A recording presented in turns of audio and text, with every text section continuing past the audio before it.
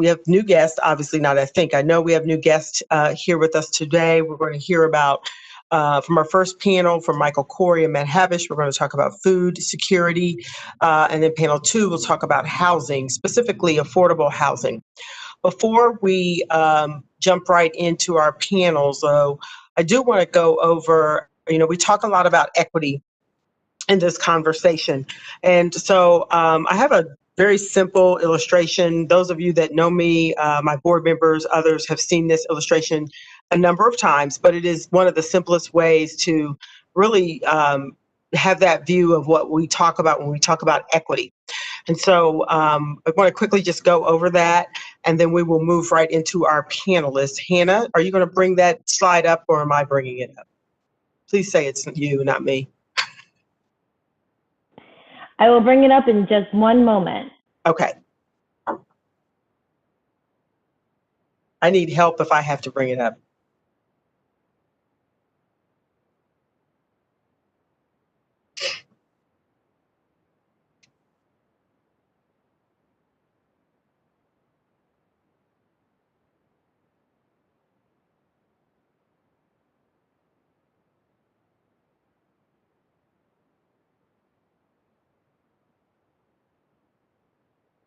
Hi, Christy. Who is that? Matt. Hi, Matt. I haven't seen you in a long time. I know. I see Ariana all the time, like all day today. She's on my board. Oh. Well, there are probably a few of us you haven't seen in a while on this in this program, but some of us you'll be seeing a little bit more often, hopefully. I hope things are going well at the food bank. We're excited about your presentation. They're going very well. I got an amazing team of people who just keep doing great work. So that's the good news. I just got to get out of their way. Yeah, I understand. Hannah, do you want to hold on the equity conversation?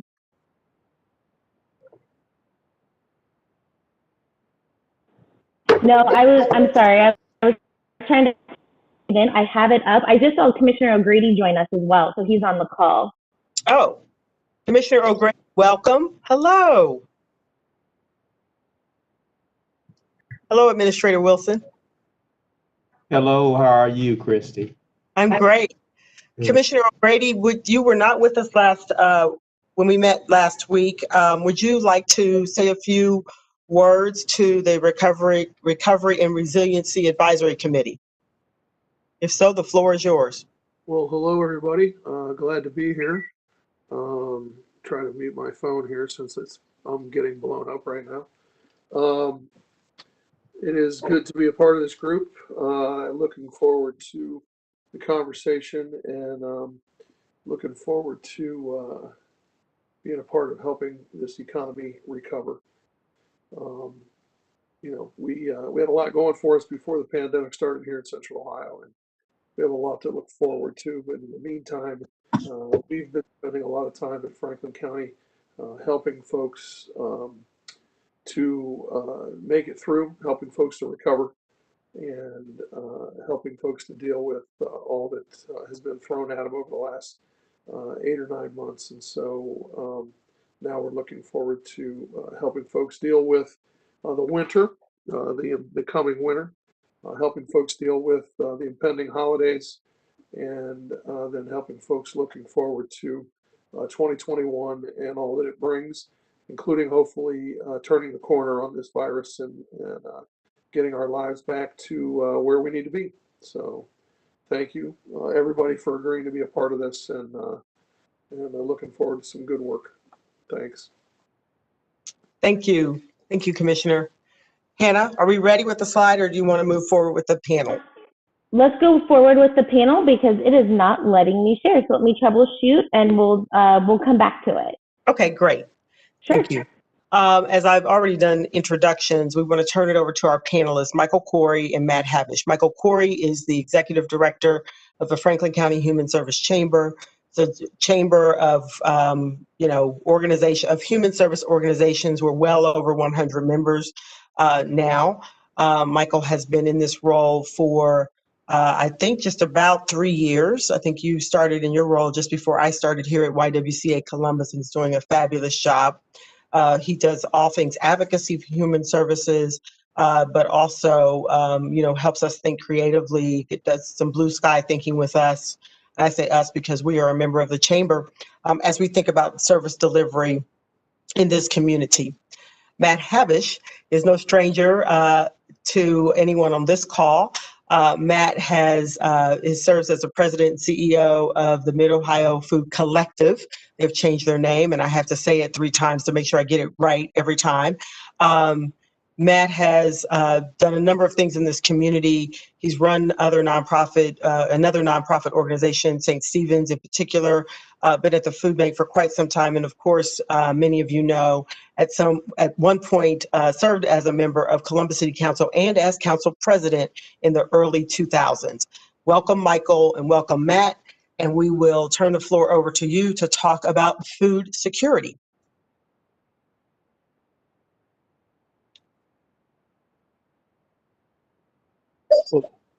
Thank you, Christy. I have been honored to be in this role, and one of the best elements of this job is that I get to defer to much smarter people than I am, and that especially includes the 2 of you.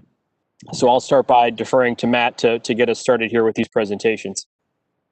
Great. Thanks, Michael. And, I told Michael this privately, but he has done a phenomenal job as the director of the Human Service Chamber. He really has, and he's been on it from a lot of perspectives, and he's made our lives a lot easier with some of the things he's been able to locate for us, particularly around any PPE kinds of activities and things we need to be doing and making sure people are staying safe.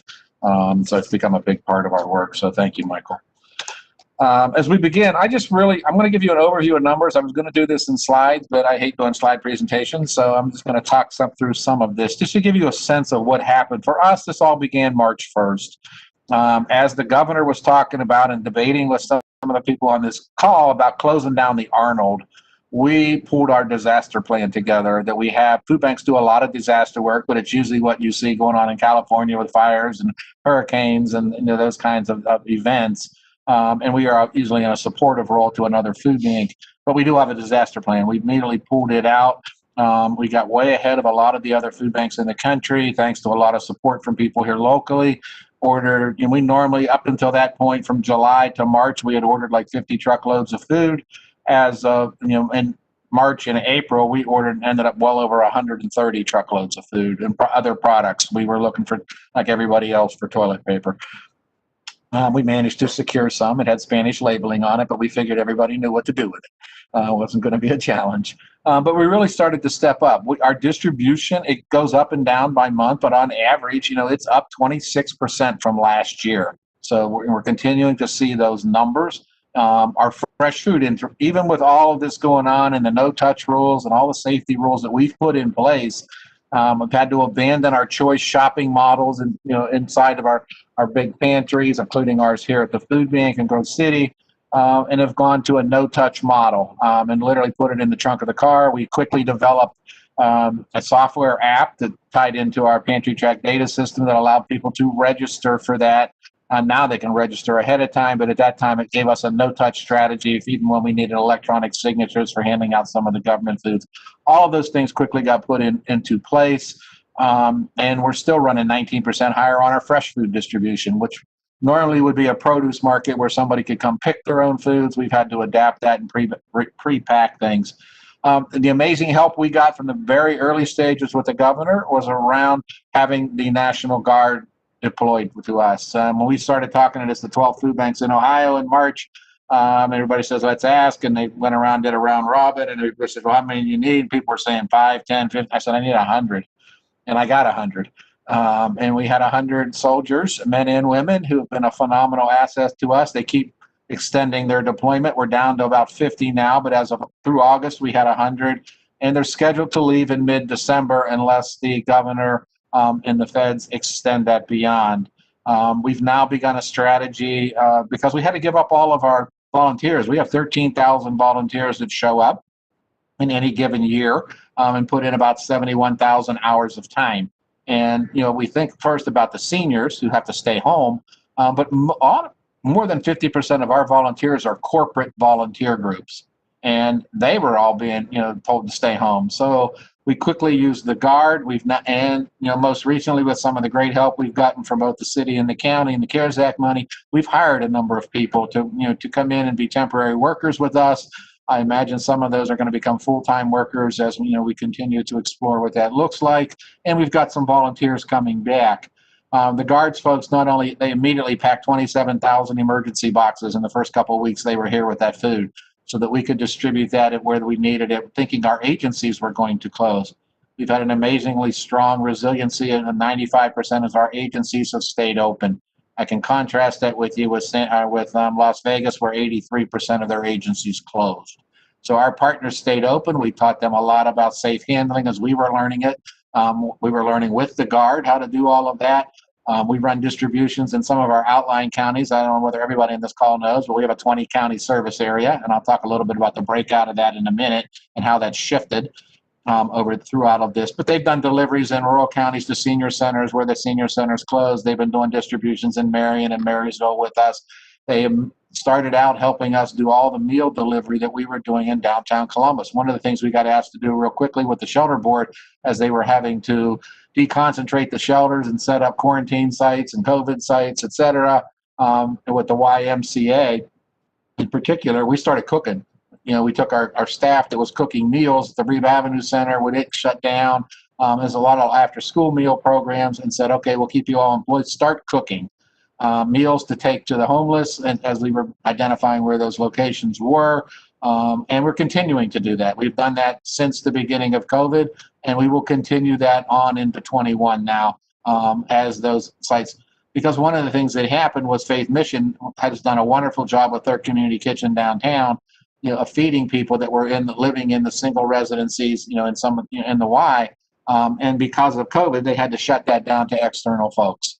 So we quickly decided that we had to go set up in a parking lot and distribute food out of a parking lot, and we're still doing that today. That got a little tricky during some of the unrest, and so we started to use our own staff just because of the issues of having soldiers to do that and some of the challenges we were having in the community due to the social unrest. They've helped us pack over 3 million pounds of food. Now, to give you a perspective, with 20 counties, as I said, we've had 806,000 service visits, meaning somebody showed up at a pantry or distribution somewhere across our 20-county footprint. 509,000 of those were in Franklin County. Historically, in all the years, we were normally a 50-50 split. 50% of what we do is Franklin County volume, 50% is the other 19 counties. We're now on service visits running 63% of those visits are in Franklin County. So you can see from the job losses that have gone on inside the major urban community of our 20-county footprint that more and more people are needing help. One of the things that we really saw in all of that, and we track every day because of our data tracking system, is how many new families. And again, these numbers are even more stark to Franklin County because we've had 44,000 new families since March 1st. A new family means they've never, ever, even once asked for help in 10 years that we've been collecting data, on the customers that we serve. 29,000, almost 27 or 30,000 of those are in Franklin County. It's over 67% of all of the new families that we have served are right here in Franklin County. So we've been really working with families, and I think if there's a message to get out to everybody, there was an amazing story a few weeks ago about resiliency in a family that USA Today wrote with the Columbus Dispatch around a family in the north side of town. She was a former military vet in the Marines, if I'm remembering right. Both her and her husband lost their job. They have a child with some special needs.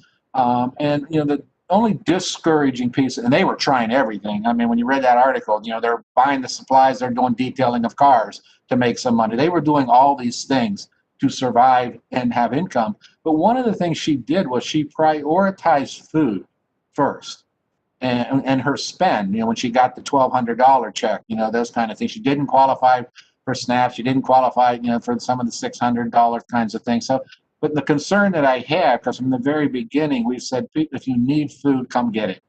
And that's the message we want to leave with everybody, because we're taking a multi-year approach to how long this is going to last. I was here during the recession, obviously, 10, 12 years ago, as we went through all of that. And it took a very long time for people to recover. We're going to see that same thing again. So, we just ordered another 100 truckloads of food last week to get us through, actually to keep us going for now, but more so after the first of the year. So that we will continue to have food. And we want to tell people to do that. As you're prioritizing limited budgets, then, let's make sure you can access food. And one of the shifts that we're doing as we build out our Mid-Ohio market strategy, which is a new name for a destigmatized, centralized, big hub food pantry. Just think of it that way. Multi-services, big buildings, open a lot of hours. And as we prioritize those, we want people coming, as often as they need to, take what they can use every week, and that's the new model, because the old model of food pantries, and still the model in a lot of cases across the country, is you come at the end of the month and you're out of food. And we're now saying, no, we have fresh food. Come shop our operations first, then go to the grocery store and get the items we don't have. Stretch your dollars, but if you have to pay rent, you got to pay utilities, pay those things. And make sure, and we have the resources. The government's been very supportive. Took a long time. That's why we ordered all that food in the beginning. We are not charging for any of that food. You hear the food bank charges. We're giving that food to our customers, to our agencies to give out. Got a lot of trade mitigation food that has come in as well. And that's basically all the trade issues going on internationally. And when they can't sell it, food banks usually get it in some form or another. At one point, it was garbanzo beans, and I mean semi-loads on top of semi-loads, split peas, lentil. We found a great use for lentils with all the new Americans we have here. That's a staple to their diet, so we were able to distribute those. Then after that, it was a lot of really good food that's more mainstream. But the stimulus packages, we knew back in March, April, that food wasn't going to hit till July, August, September. It's going to take government a long time, and they were competing in the marketplace for the food. And so we fortunately had private food to come in first, then the government food. The trade mitigation was already going on. The infamous box program of USDA, which has been a real challenge, but still provided good food. Those programs, the box program and the trade mitigation end. They're going to end in the next 30 days. So going into 21, we're going to continue, and hopefully, it looks like we have a new administration coming in, and we can sit down and talk about what does that look like going forward, because I'm looking at a 3 to 5 year runway, for us to really see everything, start to settle down, what the new job situation looks like in this community, how we can partner more with all of the human service organizations to make sure that people have access to food from our work as we try to move them out of poverty. And ultimately, for us, that means they can get them moving out of hunger as they get a higher paying job. We were on trajectory, as Commissioner O'Grady said, we were doing great things. And we were on a trajectory where more people were buying their own food with their own money because wages were ticking up. They weren't ticking up to kick you above 200% of poverty, which is roughly $40,000 for a family of three. But they were ticking up. And then this, all the job loss that's occurred. And it's been a particularly hard hit here in Franklin County. So we're paying very close attention to the kids, and making sure we partnered a lot with the schools in the early. We have 101 school districts in our 20 county footprint, and we're tracking all of them. We've had a lot of calls saying, who's doing hybrid, who's doing what do you need, where are your distributions, how can we complement that distribution of food the school's doing with fresh food and pre-bagging it and making it easy. Great partnership with Columbus Recreation and Parks. They've been doing wonderful working partnerships with us. So a lot of that's going to continue as we go forward because it's just going to take a long time. We've served over 50,000 households with children, and it's continued to 103,000 kids between 5 and 17 have been served since March. To give you a sense of scale and what's happened, even our pantry here on site, which was originally designed to be a learning lab in small scale, it grew, and we were doing 250 to 300 families in a 3 to 4 hour shift on a day we were open, and we're now doing 800 to 850 families. So people are coming here. They're coming from all over the county. We got food. The bad news is they got to drive to Grove City. The good news is that highway's getting fixed. So it's a little easier and there aren't as many cars on it. But the bad news is they still have to drive the distance. But I want to assure everybody, as we're thinking about economic recovery, we want to make sure that, we were down a path of really looking at ourselves as a low-cost, high-value healthcare strategy, partnering with the Primary One Health and, and a number of the FQHCs, tracking data, and from getting people to come more often, getting regular access to fresh fruits and vegetables. We're one of the 5th or 6th largest produce distributing food bank in the United States out of the 200 food banks that are part of the Feeding America network. So it's in that space that we're going to continue. We're going to continue to cook meals. We have cooked 370,000 meals out of our kitchen here in Grove City and distributed those, and about 170,000 of those have gone to homeless shelters. But we've done a lot of other kids' meals programs and other sites, as well as we're even cooking for the Guard while they're here so that they don't have to worry about going anywhere and eating. So that's the context of where we are. If I leave you with one thing, is we've made great plans with the generosity of the CARES Act dollars that we've had first from the community here, as well as our private donations. So we will be in good shape for food going through 21. So that's the assurance I have in terms of what's coming. We hope there's more government food, because if the government food comes in 21, it takes our private dollars and lets us stretch them even further into 22. And that's the idea for us, is how far can we stretch the generosity that, whether it was government support or private generosity, to allow us to continue this for as a multi-year strategy. With that, I'll pause. Thank you, Matt. Michael Corey, your thoughts? Yeah. First, let me just pause and say how fortunate we all are to have Matt in this position at this time. I'd argue that no community or region in the country has had a better response from a food bank than we've had in the Columbus region, thanks to Matt and his team. And that has been true since well before even the federal government was acknowledging the threat that COVID was going to pose to us. So I think we're all very fortunate for your continued leadership. The voluminous and quantifiable nature of your report will contrast to what I want to share a little bit. So what I did, and first let me say, at the Chamber, we represent and serve 102 health and human services nonprofit organizations in a wide range of areas. And what I wanted to do in sharing with this group was ask the full membership, if you're in the food space right now, tell me what you're up to, and tell me what you were up to a year ago.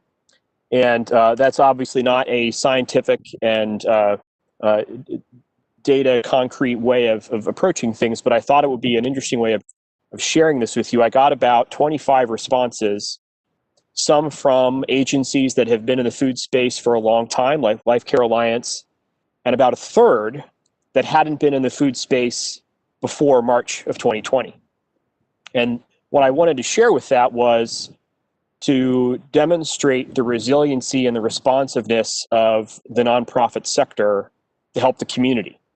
And I'll be honest with you, reading through the reports I got from all these agencies in the amount of good that they're doing and the amount of suffering they're trying to alleviate is very moving.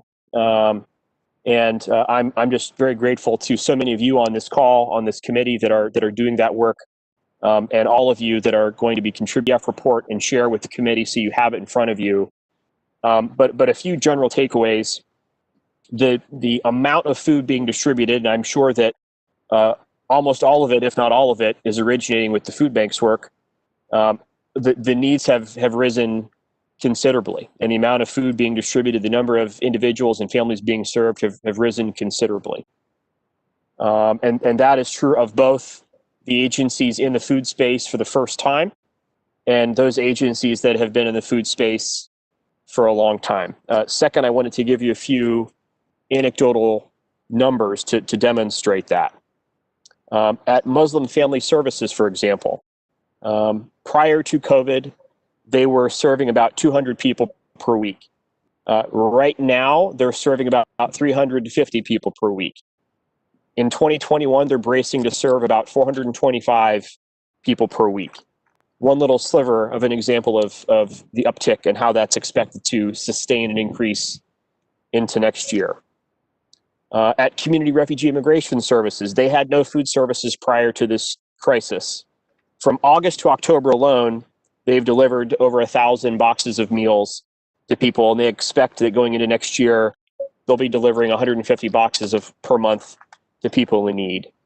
At Directions to Youth and Families, they were providing snacks in an after-school program to about 200 youth on a regular basis. Since March in 2020, they've been providing lunch and dinner, a total of 6,000 meals, Monday through Friday, not only to youth, but to their families, trying to meet that need.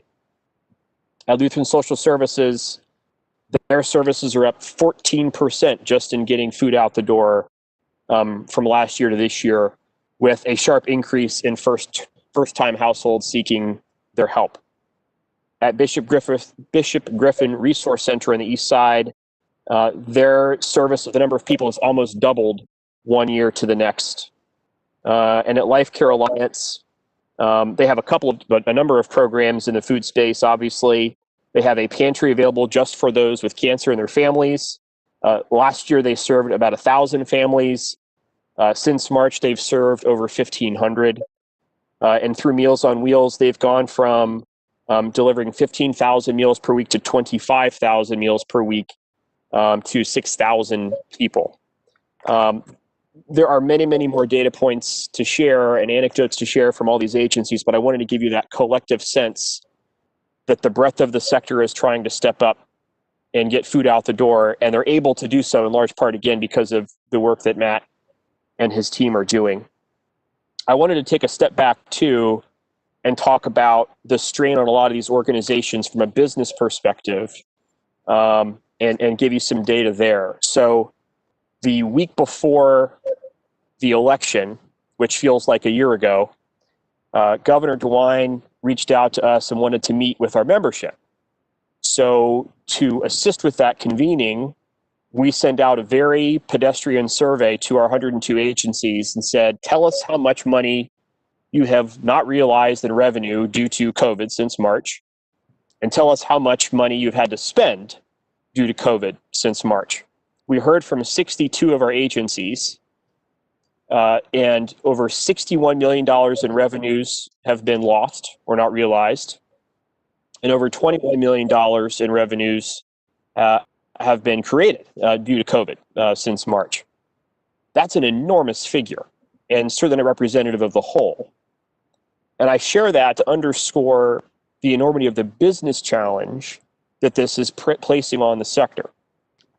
The second element I wanted to share here is what I've been telling our elected officials for the last 6 weeks, and we're here now, that we've been bracing for a three-headed monster in November and December. And unfortunately, each of those heads has very much arrived with us. The first was a spike in COVID diagnoses, putting enormous strain on the hospitals as well as the health and human services nonprofits. The second is the federal supports through the CARES Act drying up or being exhausted. And notably, if you're not aware, any money that came out through the CARES Act to agencies has to be spent before the end of the year. So the utility of those dollars is somewhat limited in that regard. But that's also included PPP, which was enormously beneficial to the nonprofit sector, and certainly all of the direct supports to people of our community that without those supports are going to be turning to our sector even more so. And we're beginning to see that uptick in need as we speak. And that is intertwined with number three, which was the constitutional crisis that we forecast, and we're amidst it right now. Those are intertwined because with the lack of acknowledgement, shall we say, of the reality of the election, I think we're less and less likely to see a lame duck stimulus package pass, which is what so many of us were hoping for and anticipating. And quite frankly, on both sides of the aisle, including from Senator Brown and Senator Portman's offices, we had assurances up to November 2nd that there was going to be a significant push for a bipartisan stimulus package once Congress got back to work this week. I do not see that happening while we're debating whether or not there was rampant fraud in this presidential election. So we're here in the thick of it. And our significant concern for all these agencies, those providing food and those not, is that all of this is intertwined. We need the sector to be strong, and if we're missing out on one element, we're missing out on many elements. We all need to be strong. So there's going to need to be a congressional spigot opening back up, because that's the only spigot big enough to keep things moving in the direction we need them to be moving. But we are very, very fortunate that food has not been the enormous challenge here because of the enormous work of so many individual agencies, and certainly of partners in government and business and philanthropy and food collective. But we're going to need help because it's going to get a lot harder in the months to come. Thank you, Michael. I now want to turn to our advisory committee and give people an opportunity to ask questions. So I will open up the floor to the committee. Christy, this is Sandy. I don't know if you want us to just jump in like this. Yes, I was trying to find my that's little. easiest. There's no raise your hand. There's no raise your hand button. So. Okay. So just real quickly, first of all, I really appreciate the presentation from both Matt and Michael. And here's a question for you as we go forward, as we're thinking about, as a committee, our role and what we can do to help. One of the experiences that we had in the 2008 recession in the world of homelessness is that our numbers rose significantly, as you might expect. But what became, I think, the unfortunate surprise about that is they never went back down. And so it was almost like we achieved a new plateau of what to expect in our community with homelessness, which was really unfortunate. And part of it might be population growth. Part of it might just be how difficult it is to recover from job loss and so forth. But knowing we had hit a new plateau and that was our new normal around the difficulty of the recession impact on the community, here we go again into what I'm concerned about could be yet another potential peak or plateau, so to speak, going forward with how this community is handling this. And I'm curious, from your standpoint, if you feel that what you're addressing now in terms of food security and food distribution is going to be the way it will be going forward, even as we come out of economic recovery, or if you actually see that there will be economic recovery that brings that need down. Do you understand what I'm asking? I know it's a little bit complicated, but I'm trying to level set in my head, what we're dealing with kind of going forward, knowing what happened last time.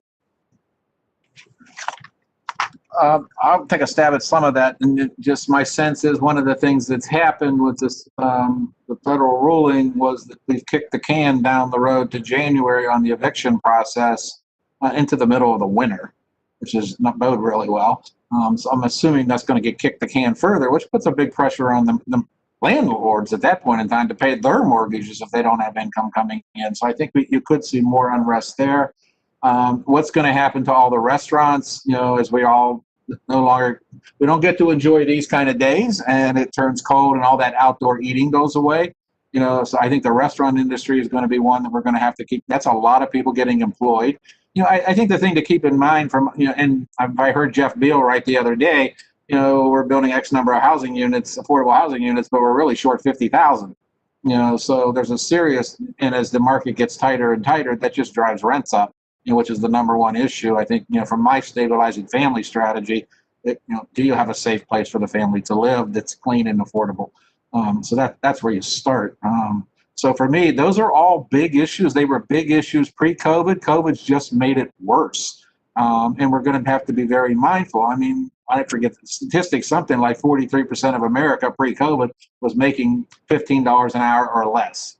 So there's your income stat right off the bat, unless there's not enough revenue to pay the bills. So I think it's in that space that we're going to continue to struggle, and the better we can get an economic forecast from all the people that do that and understand the jobs numbers, that's going to help. Where are the jobs? Who's creating them in the future? What do they look like? And are we skilling up for those jobs in a way that people are going to be able to access them? So it's kind of like some employers can't find workers right now, and other employers, they're hurting and they don't have enough work. So I think it's going to be a mixed bag. At the end of the day, there's not going to be one good indicator, but building out a community information exchange, which is one thing we're working really hard on, so that we can share population kinds of information with people, zip code by zip code, region by, in our case, census tract by census tract, or block tract inside a census tract, so we can really see that. I think those are the kinds of things that, what is the strength of this region? How do we build off those strengths? And where do we look, where's the need to shore up employment opportunities for people so that they can have their own money to pay their own bills? I'm not sure how helpful that was, Sandy, but that's kind of like, what we're seeing is that's why I just have conditioned our team. There's a very long runway here. I've had board meetings. Ariana's on my board, and we had calls all morning around finance and other governance issues, getting ready for our board meeting. And I just said, look, this is I just keep telling people 3 years plus. It's that level of runway, depending on how much more severe it gets. I think this is going to be worse than a recession, because that was a typical downturn. It had its consequences. There's a lot of shifting. How many people now order food online? How many people now order products online? What's that do to retailers? All of that. And we're such a heavy retail kind of industry. What does that optimally do to the economy here? And what's going to replace those kind of retailers is one of the things we're going to have to keep paying attention to. Yeah. And Matt, one of the things we heard last week, and everyone will recall this, we heard that, some people didn't recover from the last recession.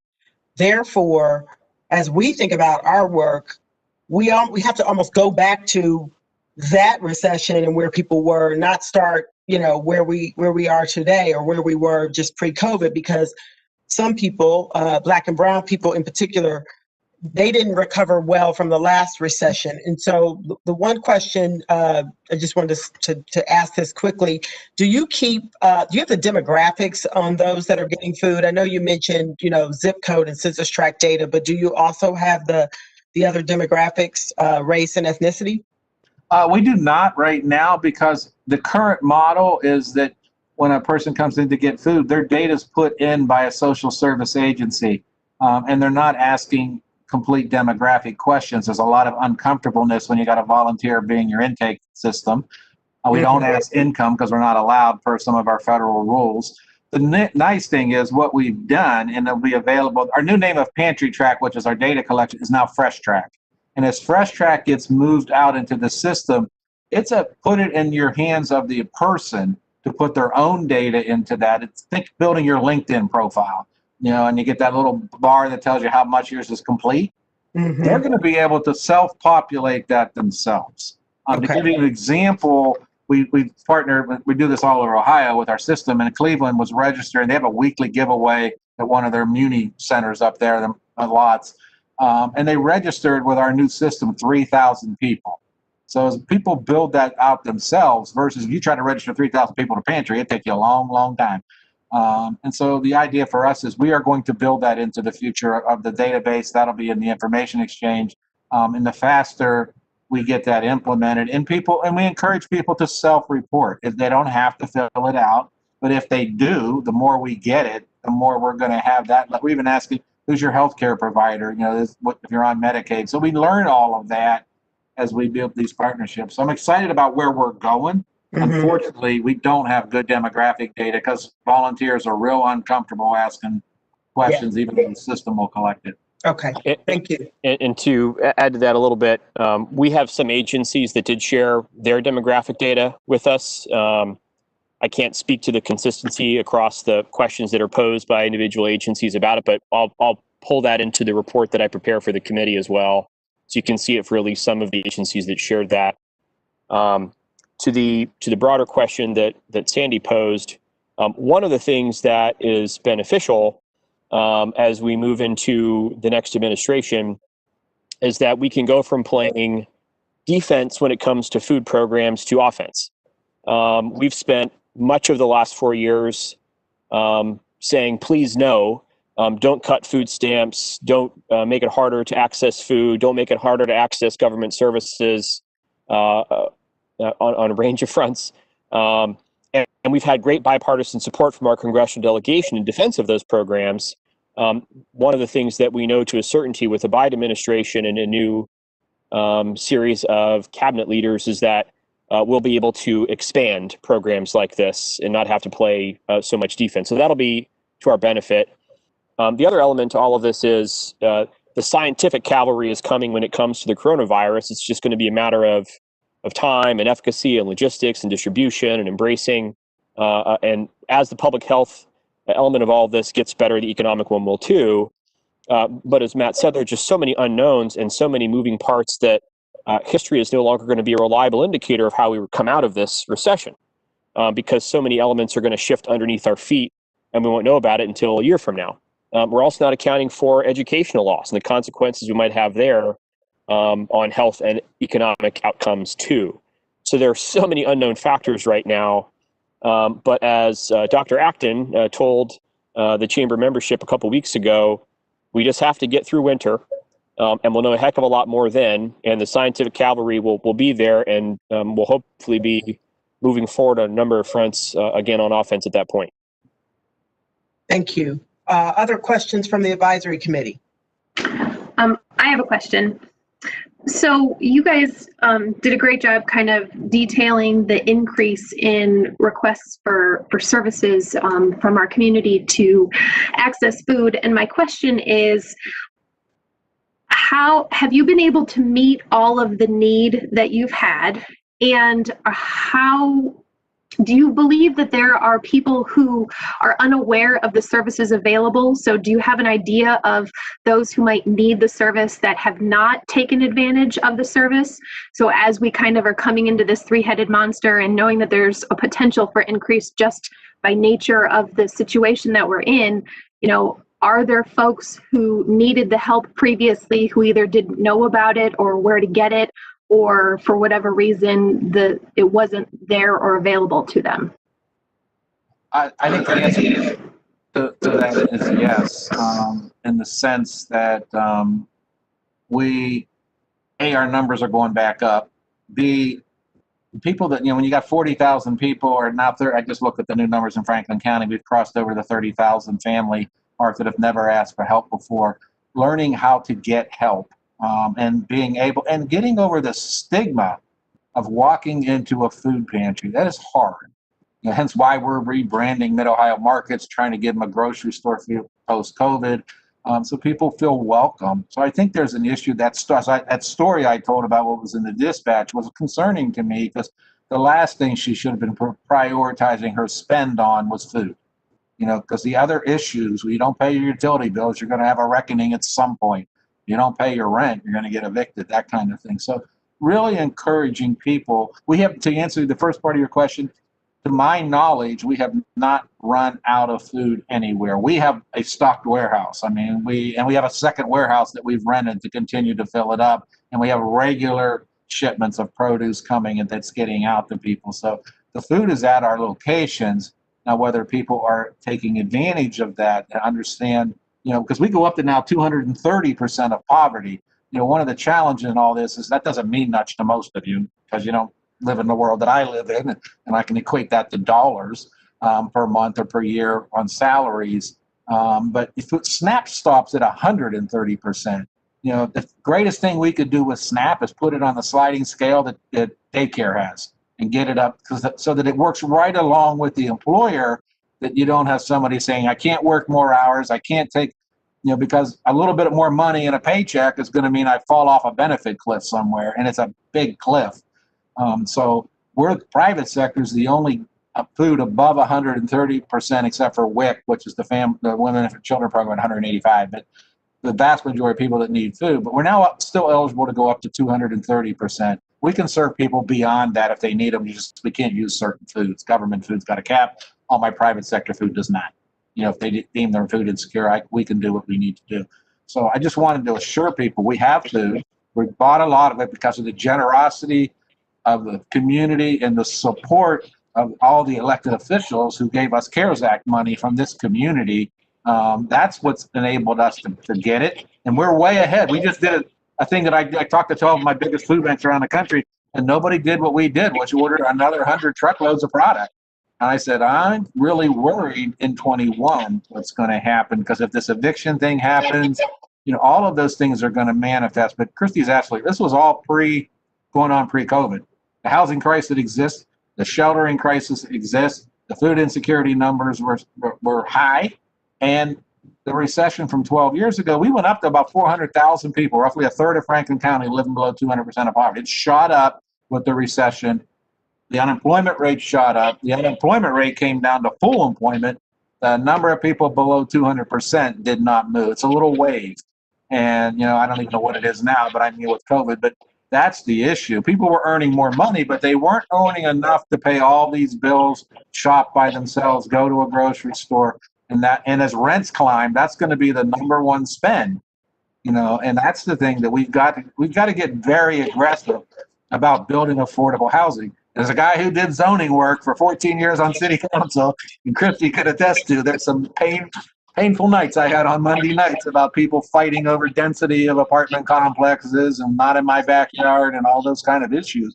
But, if any community could address that, it's this one. And I think we've got to build that level of how do we do this in a way that people have safe housing, stay stable in the same house, so you're going to the same school with your kids, getting regular access to food that we know will improve your A1Cs and diabetes if we can do that, and hypertension and weight loss, hence why we're building a food as health strategy. So all of that, it's all interrelated. If we've learned anything, and I think this is what Michael's really helped drive home, is that we're all in this together, organizing the human service functions, because we all do really good work in our silos, and recognizing we're taking in our world, a customer-centric approach. That's the new that has to be built. So we don't look at that, who's suffering and what agency is not getting this and who's not getting. From a person's perspective, I need A, B, and C, and can I collectively do that? And I think the more we unify, the more we have data in the community information exchange that tells us what's going on, and we can dial down in, and we create innovative strategies to address it. That's the lift that we needed to do pre-COVID. It's just gotten exacerbated, and I don't want everybody falling back because of the COVID numbers. That's my advice. We were there before. We're on a pathway.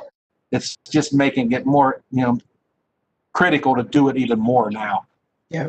Thank you, Matt. And you raised affordable housing. And so our next panel is about affordable housing.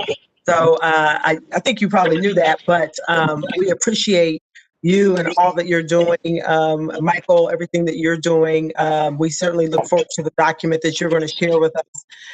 As the advisory committee has more questions, I know that we have some board members and other experts, those who provide food pantries and the like, on our advisory committee, but we also reserve the right to come back to those who have come before us. And so you're likely to hear from us again as we get into the working groups, especially as we start coming out of this winter situation. 6,500 cases today, not a good news. And so I'm sure we'll be talking again. And thank you very much for being here with us today. Okay, thank you all. Thank you so much. Now, we've been joined by Council President Shannon Hardin, and I want to give the Council President an opportunity to say a few words, and then we will move quickly into our housing conversation. Thank you, Christy, and thank you to everyone in giving your time and giving your life work to make it sure. I apologize. I'm like Mike Corey trying to do all my meetings outside, so I apologize. But I'm really interested in this next conversation around housing. Our housing issue is so dynamic. We know that we can't build our way out of it. We know that we can't incentivize our way out of it. We know that it's going to take a layered approach, and that's what we have in front of us. So I'm going to free us all. I apologize.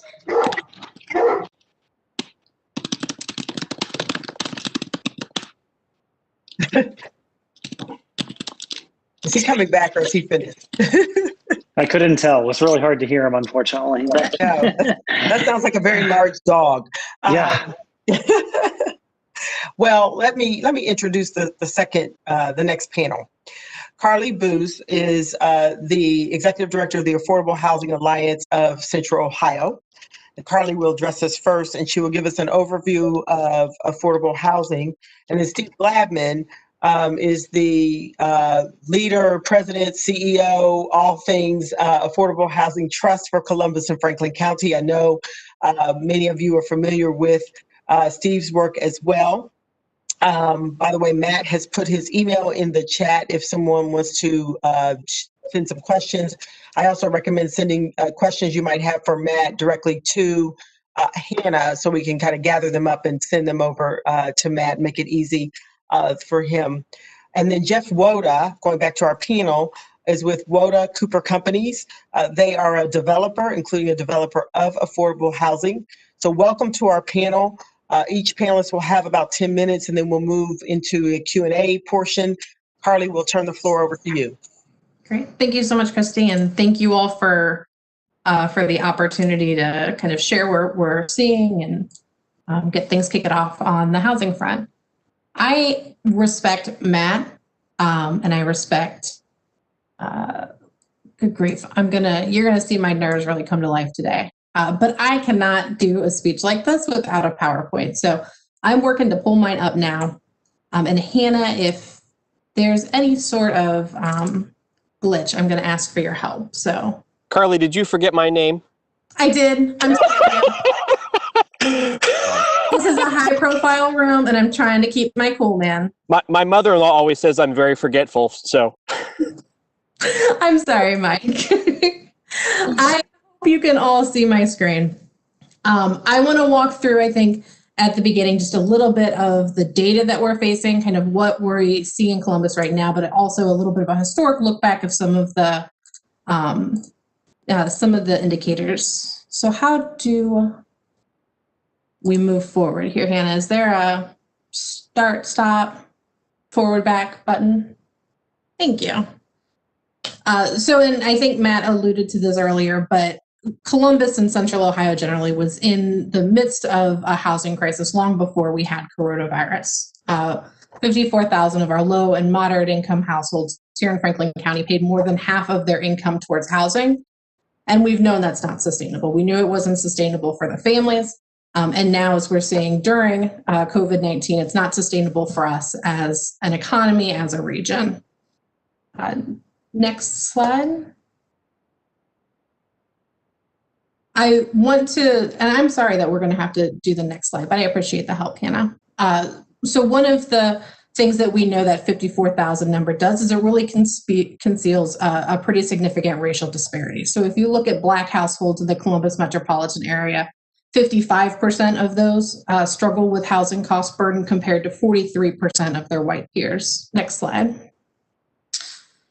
I want to also start digging more into some of the submarkets within housing, and renters in particular, I think, are most precariously positioned right now in COVID-19.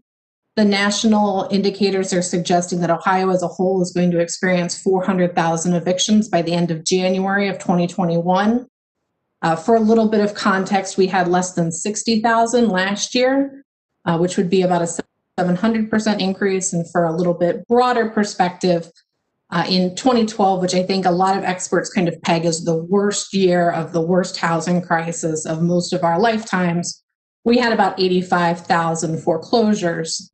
So what we're facing today is a magnitude about fivefold that. And it's going to happen not in the span of a year, but in the span of the next 3 months.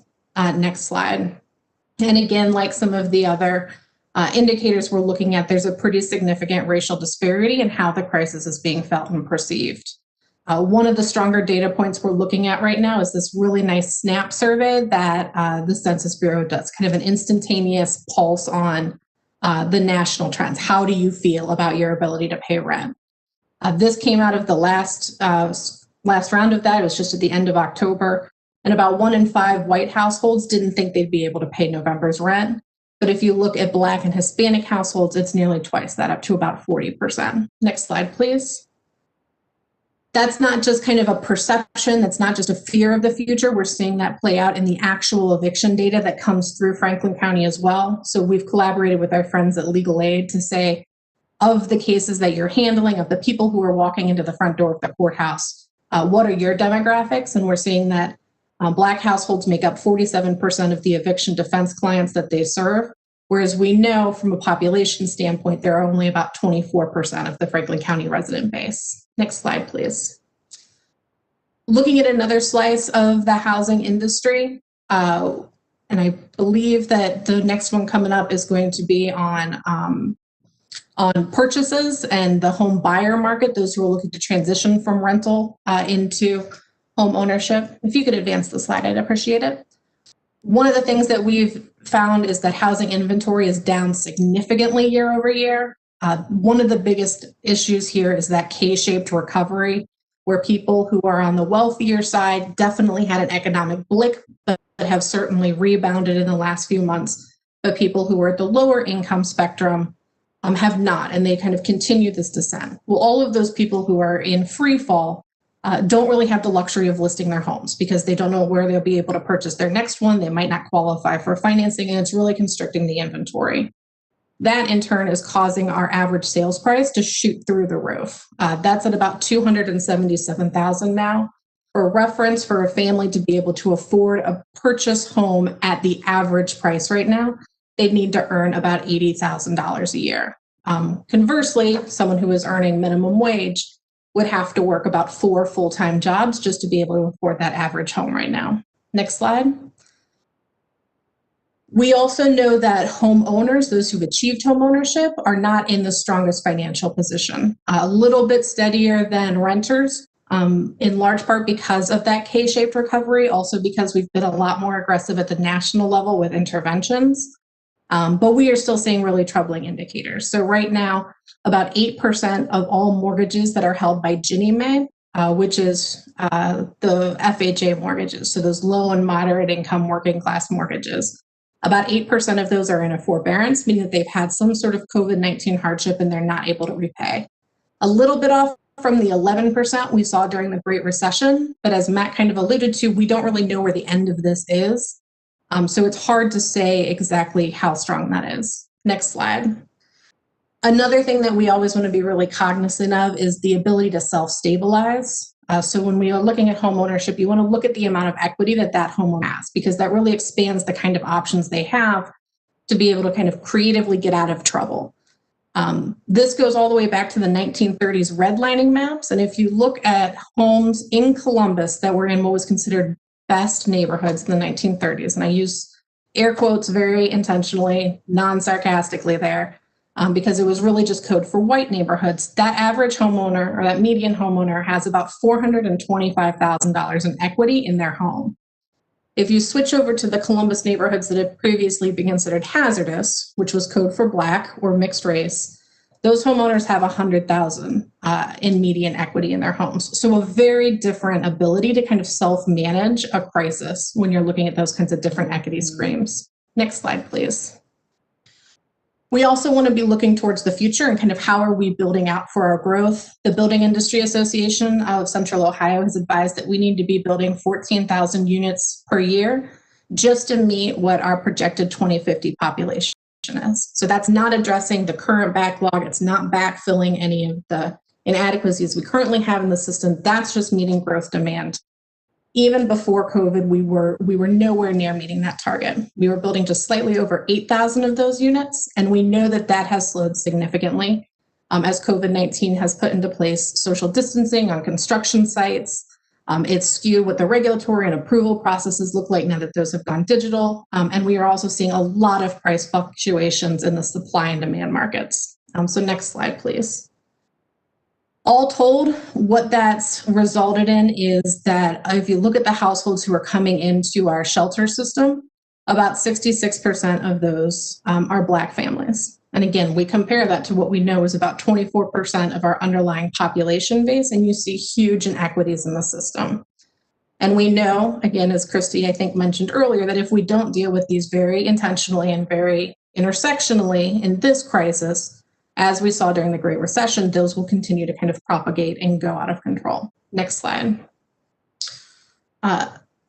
Just a little housing 101, because I don't know how common of knowledge this is. The reason we have this housing gap is not at all complicated. This is like math first grade style.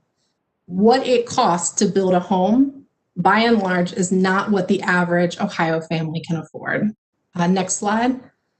That's called the ownership gap, the appraisal gap, the rental gap. Depending on what market you're in, it's a gap. And we have different tools that we can use to close that gap. If you're a relatively well-off family, a middle, upper middle class, usually we can close the gap by reverse engineering or finding just a smaller home, less fancy amenities, so that you are just right sizing to what you can afford.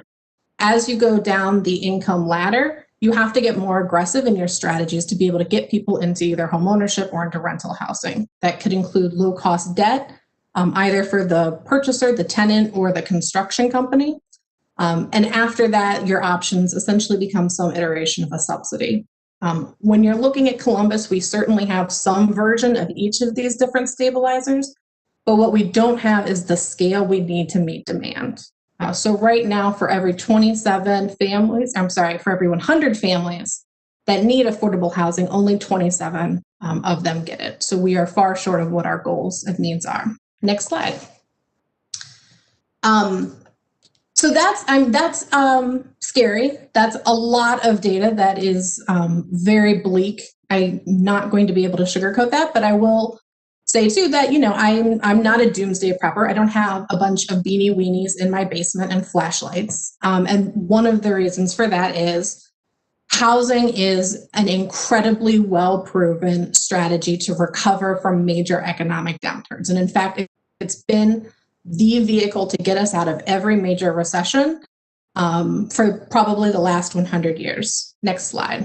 And one of the reasons for that is because housing is one of the most intersectional industries you will ever find. What it takes to put a house in the ground on High Street implicates so many industries and sectors that you are just driving economic growth. And not only that, but it's hyper localized. You have local labor using local products to create local assets that are then immovable. And that's why there are a lot of people who've called housing America's most famous industry, America's most localized industry. Forbes called it the most American industry in the world. Next slide. I'll also just allude to the fact that there's a million pieces of data and research studies that back that up. I'm happy to share any one of those with you. I've created a little bit of a snapshot here, but I think the one that always resonates for me is there was a recent study of the Ohio Housing Trust Fund program, which is one of Ohio's scarce but awesome gap filler programs for the construction of new affordable housing. And they found a $12 economic impact for every dollar spent by the government. And then if you take that and you look at the same dynamics in terms of local government income, wages, net revenue, job growth, all of those same indicators are kind of replicated throughout as you increase government spending on affordable housing. Next slide, please. I want to be really cognizant of my time, so I'm going to breeze through these next few slides here, but I think that housing is interesting enough and a big deal enough that I like to be able to talk about where some of those levers are that we can pull to influence this landscape. So next slide. And I'm going to start off with construction, because I think closing the construction gap and building new housing and preserving existing affordable housing is one of those really yet untapped wealth springs that we have to help move us forward economically and to stabilize where we've been. One of the things that I find so appealing about this is, as a state, we have about $3 billion in unused volume cap that just sits at the state of Ohio every year. And with that comes tens and tens and tens of millions of dollars of tax credits that just sit on the table. And that's because we don't have the local leveraging programs to be able to go out and grab them. It's low-hanging fruit in that in Columbus, we have the infrastructure to do that. We have the capacity to do it. We just need the capital to do it. Other very acquisition and building construction heavy things that we could look at are property acquisition strategies to make sure that affordable housing developers are able to go out and get good quality land in good quality communities. Looking at ways that we can expand single family development, make it easier to build homes for that mid-market price point, especially infill development, and ways that we can partner with peers across the state to advocate for better resources for all of this. And one of the things you're going to hear for sure in the next few weeks is advocacy for a state tax credit program, because there's a lot of momentum behind it right now. Next slide. I'm going to skip this because it's November, it's Columbus. I'm not talking about Ann Arbor today. But just put it on your radar that they're doing cool things and they cannot outbeat us on this.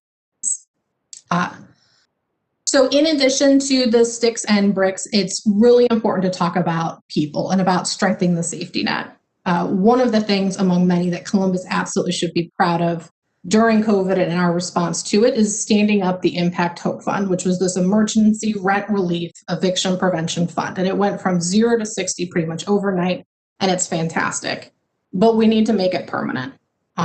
People got sick before COVID. People lost their job before COVID. Whether we're talking about a national health crisis or a personal one, we need to have that standing infrastructure to make sure that these tragedies don't result in homelessness, which we know clogs up the rest of the system. It's bad for the families and it's bad for us as a whole. Next slide.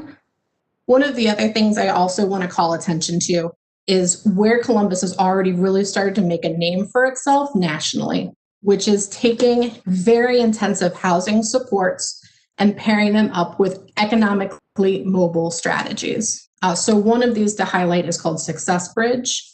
Research spearheaded by Columbus State Community College found that 14% of students going through their program experienced homelessness in a given year. 14% of those college students literally homeless in a year. What we are doing is we are pairing a housing subsidy with long-term intense academic counseling, financial aid counseling, career counseling, so that what we can do is stabilize that student and get them through college and put them out in the world on the right foot, where we can then make sure that they're going through their life and their career self-sufficiently, which is great for the student and the family. It's great for drawing in employers into Columbus. And this is the kind of program that is just replicable up one wall and down another. Next slide, please. And next slide as well. So I think anytime we're talking about constrained budget eras, we also have to talk about policies that have a little less of a financial hit that we can kind of weave within the capital programs. Columbus is very well positioned to lead again nationally on a lot of these issues. And the one I want to call attention to quickly is kind of the green tape mentality. And I do mean that as a mentality shift to how we approach affordable housing development, which should be this yes, we can get it done kind of attitude. Instead of throwing up red tape, throwing up barriers, adding time to the process, adding cost to the process, how can we get ourselves in a community space to just be better at saying yes and getting them done?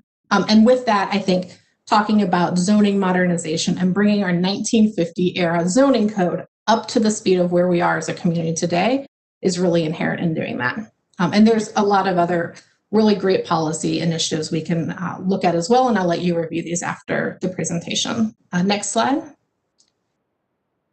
I want to make sure that my colleagues on the panel have plenty of time, so I'm going to skip this slide. Thank you, Hannah. But I think the question is to why housing now?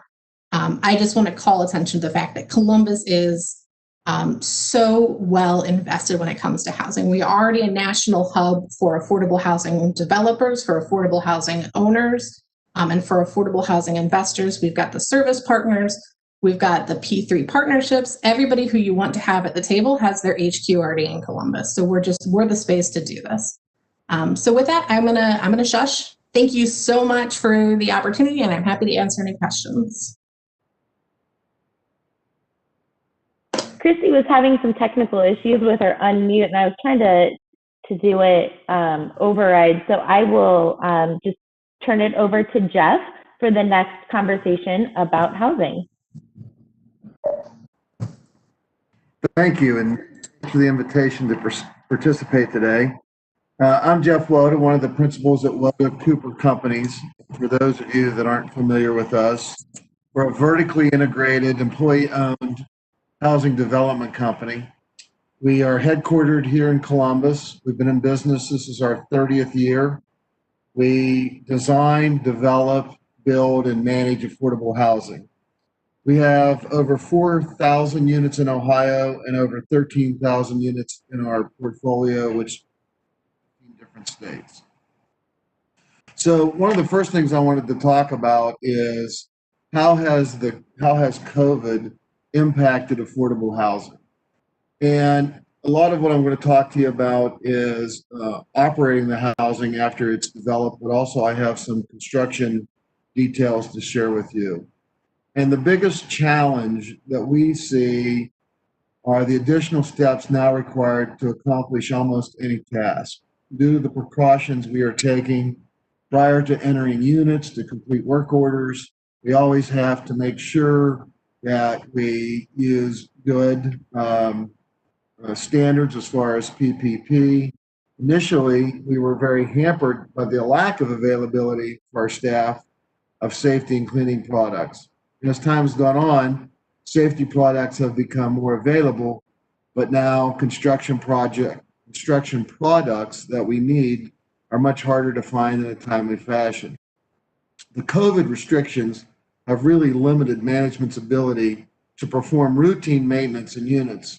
So we're probably creating a backlog of service needs and expenditures, which I think is hurting the quality of our housing.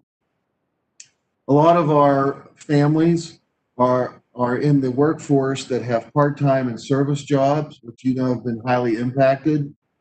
That has created an increase in numerous late payments, lack of payments as a result of this job loss or reduced work hours. And as we've had various moratoriums of eviction, we're now creating a potential tidal wave of evictions once the moratoriums end. And we're creating for our residents a huge amount of bad debts, legal expense, et cetera. There has been some emergency limited temporary rental assistance. I think Carly mentioned the specific program that we had here in Columbus. Our own company provided over $150,000 in rental assistance to our residents in conjunction with our partners, but it's still too little. It's not permanent, and we still have many households that are in need of that assistance.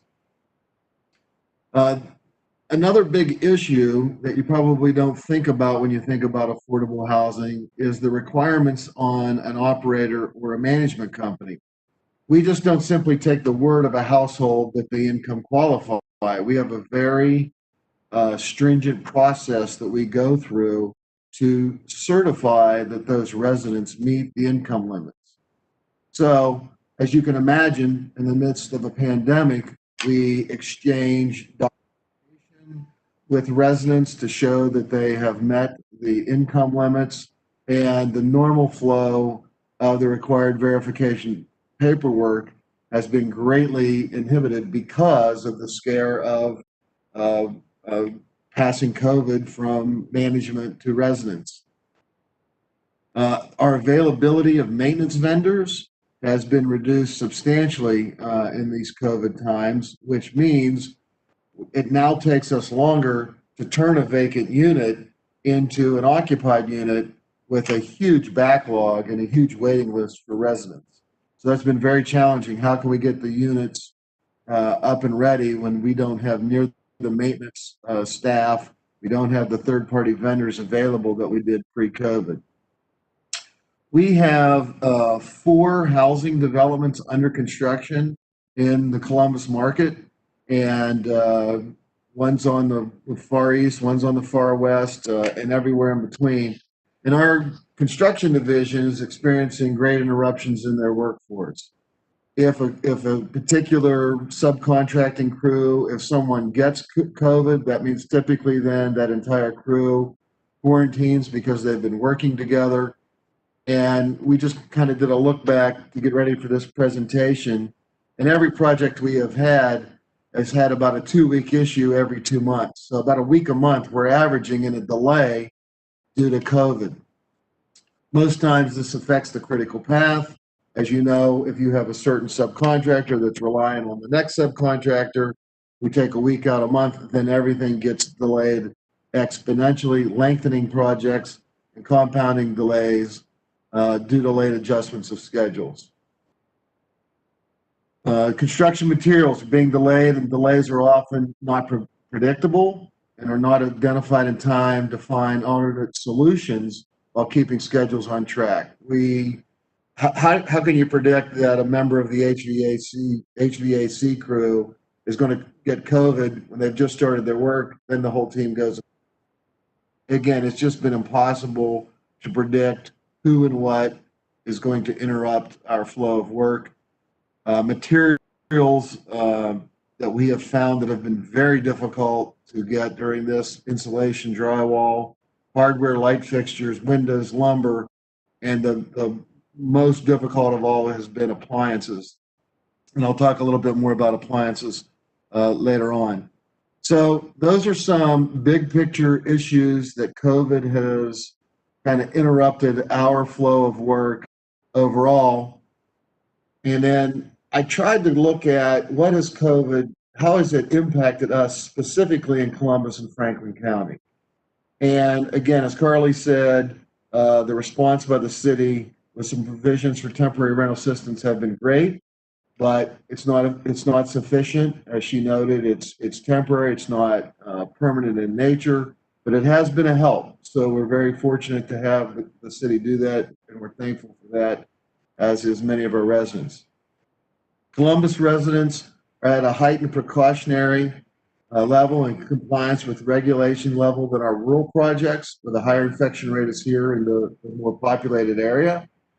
We have several residents who have self-quarantined, and many times they're openly, and I mean openly, chastising anyone else in the community without proper PPP on when they're in the building. We've kind of become like almost hall monitors of what's going on between some of our residents. As I mentioned earlier, when we're doing these verifications and tenant certifications, it's very important to get the documentation to prove that the households meet the items. We opened a property on Livingston about a month ago, and we're getting ready to open a property over on the Hilltop, and getting the documents and the verifications so that those households can be approved and get moved into brand new affordable housing has been extremely challenging. So for instance, you have a senior occupant to be at the Livingston. Now, instead of saying, print your bank statement or get a copy and bring it in, we don't want that hand-to-hand contact with documents. Now we're saying you need to go online, download it from your bank account, email it to us, go online, get your Social Security award letter off of their website. And as you can imagine, especially for our senior population, now trying to automate all of that, which they've never done before, is an obvious struggle for them when it comes to getting us what we need to get them qualified to be in their unit. Construction labor challenges here in the Columbus market, again, has just been extremely challenging for certain trades. Locally, the Columbus aware aging requirements require front control ranges in all of our units. And we have just found that they're simply not available throughout the country. So we're continually given dates by suppliers, and we can't get the appliances. I mean, it's crazy things like that that you would think that COVID has interrupted. But we've actually bought temporary ranges to put in units with the agreement that when we can get the compliant ranges, we'll switch them out. And I think we have 39 or 40 units that we're really struggling to make good on the commitments that we've made. Not only do we have shortages with materials, subcontractors and labor forces, and then not only do we have trouble getting the labor, but when you get the labor, if we have workspace that we're asking them to go finish this unit due to social distancing that we've implemented on our job sites, we can only have so many workers in that unit at a time versus our standard procedure prior to COVID, which would be to get those crews in there, get the work done, and keep moving as quickly as possible to get those units complete. Finally, here in Franklin County, we've had a very hard time moving cases through the court system. And probably the most unique that I think you all could appreciate is We have a resident that's just abandoned the unit, but they're still under the lease. We have to go through the formal process. I'm sorry. I thought I heard somebody asking something. Excuse me. So, we want to get that unit turned over as quickly as possible to a qualifying tenant. And that has caused us to have units sit and not be leased to any household, which you can imagine is very frustrating as an operator. Some disparities that we've seen due to COVID is tenants who miss rent payments in affordable housing are not often able to make those payments later on. And I think what we've seen kind of in the market rate world is residents have been given an opportunity to kind of defer and then catch up. Well, in our households, that's probably and more realistically just not possible, and the scenario is just going to worsen as time goes on. I asked one of our managers of our communities here in Columbus, what are some disparities that you've seen for our residents due to COVID? And I thought she made some interesting points. Let me read to you what one of our people on the ground had said. There's been a large focus on the economic shutdown, but there's a lot going on behind the scenes. Our seniors and disabled households have had a lot of emotional impacts and lifestyle disruptions. Those that traditionally need hands-on assistance and face-to-face interactions are left trying to go at it on their own. They've had no human contact due to COVID. We're getting more requests to help with very simple tasks, cable internet issues, programming cell phones. How do I put in my password for my cell phone, setting up online payments, login problems, and a multitude of other technology-related requests. They really have nobody else to ask. No one else can come to the unit. So our on-site managers have kind of become their counselors in helping them with daily routine tasks. In addition, since they're high-risk groups, they're isolated in dealing with depression and boredom. We have residents that'll just come to the community manager's office just because they have nowhere else to go and no one else to talk to. I think our managers have done a great job understanding this, and I think they're trying everything they can, but obviously they are not trained professionals in this field. They're trained to manage affordable rental housing, not to deal with some of the issues that our residents are dealing with. Our population has also had a large request for emotional support animals over the last few months. We've seen an exponential increase in that request, and that's probably a good thing that they're trying to address some of the issues I described earlier. Another disparity that we have seen is quality, high-speed internet with the necessary hardware. Look how we're communicating right now. If you are a low-income resident and you don't have high-speed internet with a computer that is able to use Zoom or WebEx, how are you communicating in today's world? So that is a big issue that we have seen. That's a disparity really hurting the lower income population during COVID. So again, as Carly said, in respect for time, I have another couple pages here, but I'll cut it short. And hopefully sharing some of those issues that we're dealing with during the COVID pandemic is hopefully educational for you. One thing I can add, Carly talked about some of the resources available. We are under construction on one of those tax-exempt 4% deals that we were able to utilize some soft funds through the city, which came through Steve Gladman's group, that we're under construction on right now. And we have 2 more housing developments proposed for here in Franklin County that are using some of those other resources that Carly described that haven't been really used for new construction. We're slowly figuring out ways to use them, but if we could get a fix to that 4% credit rate and that state housing tax credit, it really would increase the amount of new affordable housing exponentially. So thank you again for your time, and I'm Happy to stay around after Steve presents for any questions. Thank you. Thank you, Jeff. I'm going to turn it over to Steve. You might have some feedback. I have to use my phone. Sorry, you guys.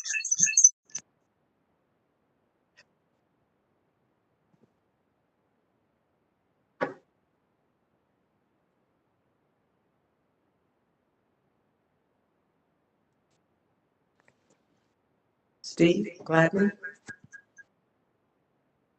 It looks like Steve had to hop off. I know he was participating in a city council hearing that began at 5 this evening with Councilmember Doran. So I think at this point we can probably open it up to questions. I know we're short on time, but if people want to stay a couple extra minutes, we may have a few minutes for questions.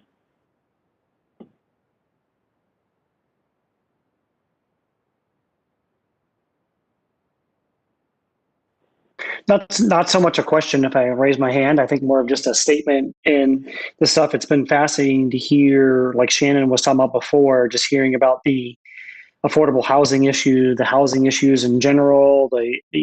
I've known a bit about kind of the lack of pace of construction and all that. And it was interesting to hear all the eviction numbers. So I just know personally, as this committee evolves and doing things, because I have a lot of background in real estate and a big interest in that, I would certainly love to be a part of whatever kind of subcommittee things break out, to have the opportunity to be working on those particular areas especially. But it was very useful and helpful information. I do have a question. I'm not sure if Matt's still on, but it's probably still applicable also to the housing conversation.